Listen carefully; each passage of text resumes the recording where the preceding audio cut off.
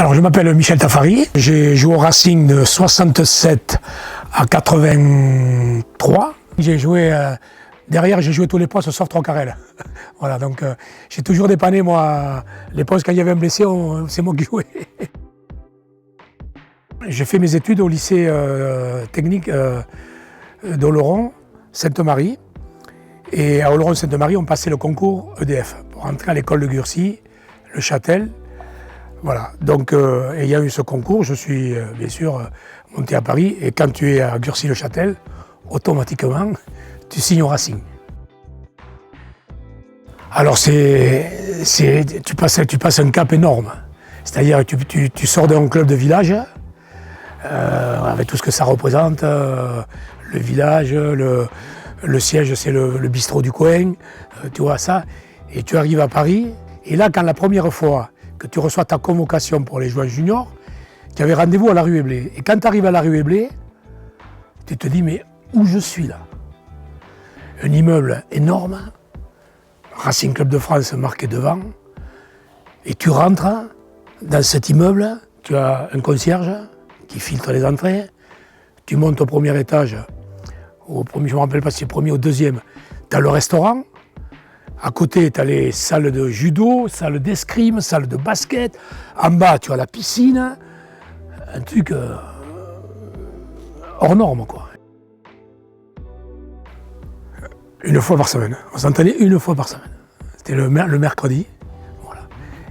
J'ai connu une fois par semaine, après on s'entraînait, on est arrivé à 2 fois par semaine. Et plus tard, après, on est passé à 3 entraînements quand on était qualifié pour les phases finales. Mais j'ai connu qu'un entraînement, moi.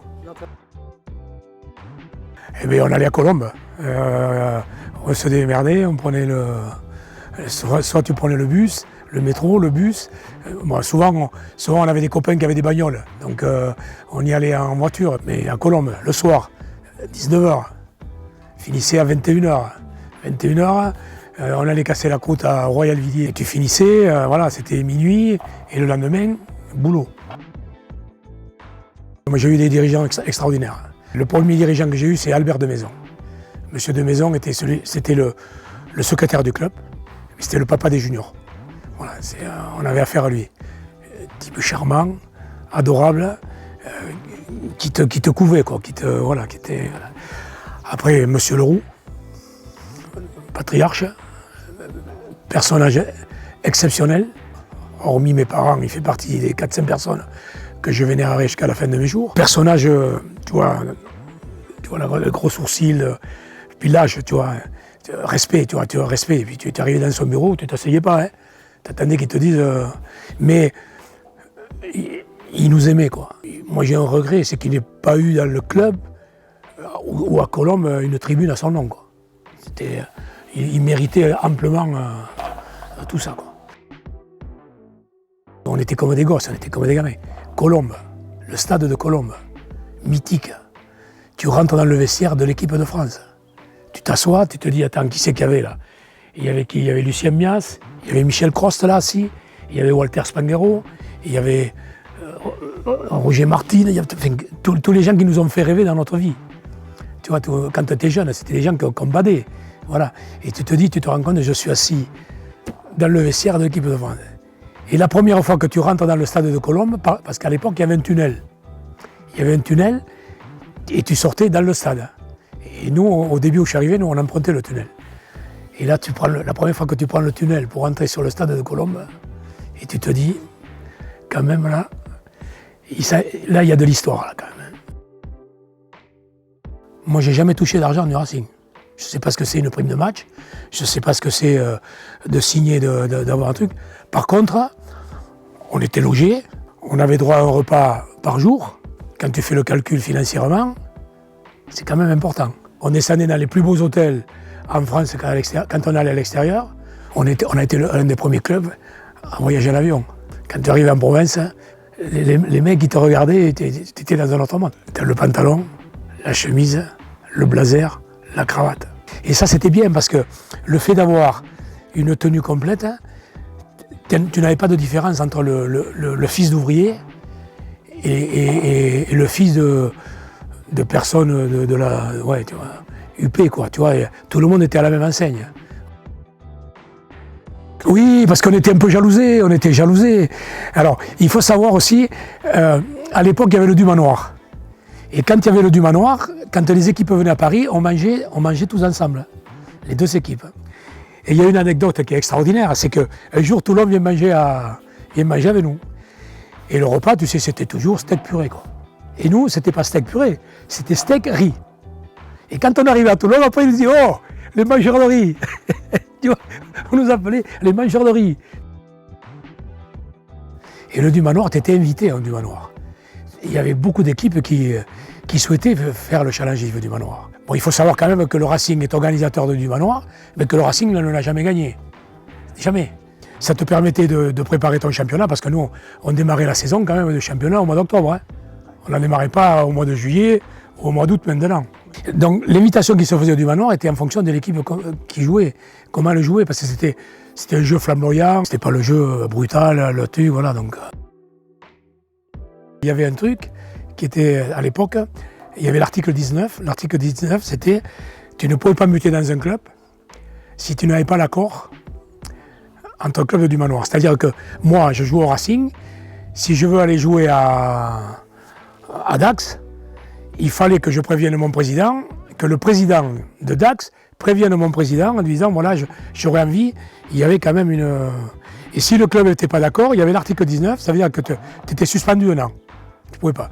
Je pouvais aller jouer à Dax, mais pendant un an, je ne pouvais pas jouer.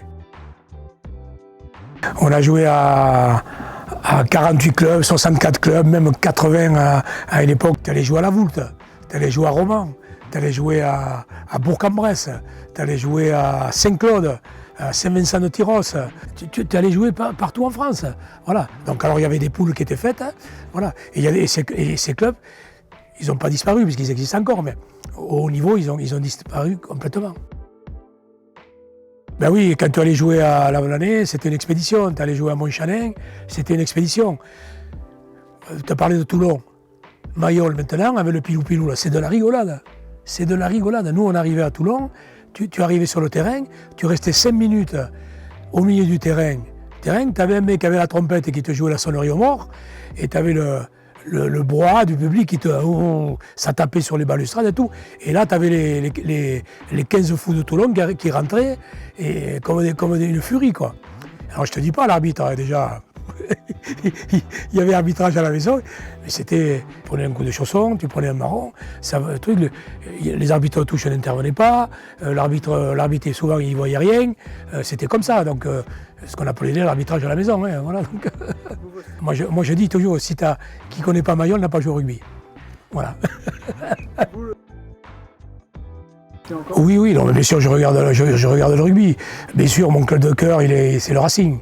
Je regarde, mais j'aime bien jouer le stade, voilà, parce qu'ils ont un jeu qui est très agréable et que j'aime. C'est le rugby que moi j'ai aimé et pratiqué. Voilà, donc, mais mon club de cœur, il est quand même bleu ciel et blanc. Ce qui a fait, je pense, un peu de tort au rugby, c'est la télévision.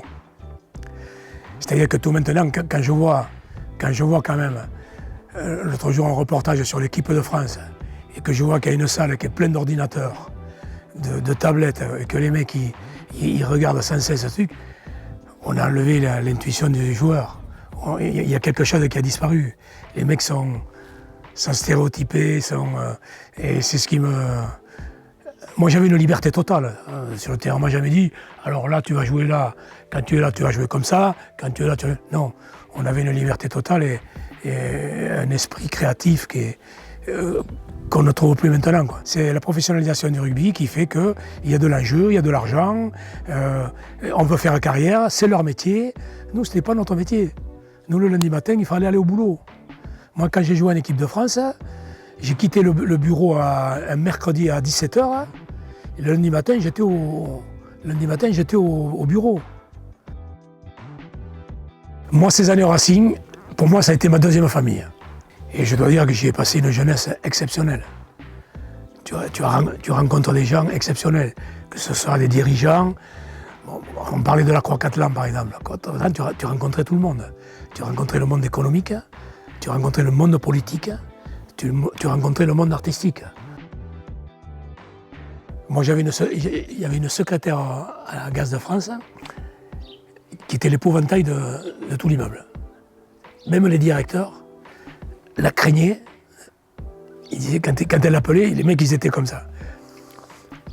Et j'arrive, moi, je joue à Twickenham, en Angleterre, je sors du vestiaire, la première personne que je tombe, c'est elle.